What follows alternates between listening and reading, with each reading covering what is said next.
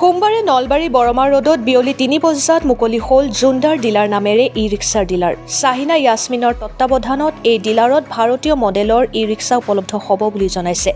জুণ্ডাৰ dealer আলহাজ শ্বেখ মৌলানা কুতুবুদ্দিন হুজুৰ চাহেবে ফিতা কাটি শুভ উদ্বোধন কৰে।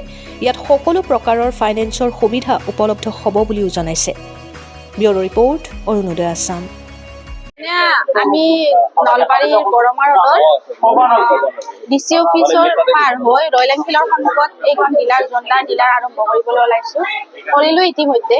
আপোনালোকে আহক আমাৰ ডিলাৰত আহি নতুন যি কোম্পানী আনিছো এইবোৰ চাই আপোনালোকে অনুপ্ৰেৰিত হওক, লগতে ইয়াৰ পৰা কিনি আপোনালোকে কি পাই চাই লওক একবাৰ। আমাৰ ইয়াত ইণ্ডিয়ান বাগী ই ৰিক্সা এখন ডিলাৰ মানে এইটো কোম্পানী এভেইলেবল আছে।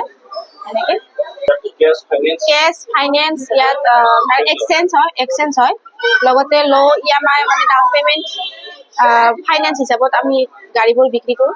আমাৰ ইয়াত মিনিমাম 45,000 45,000 ডাউন পেমেণ্টৰ পৰা আৰম্ভ হয় উলিয়াই দিয়া। হয়, বছৰ ৰেজিষ্ট্ৰেশ্যন হয়।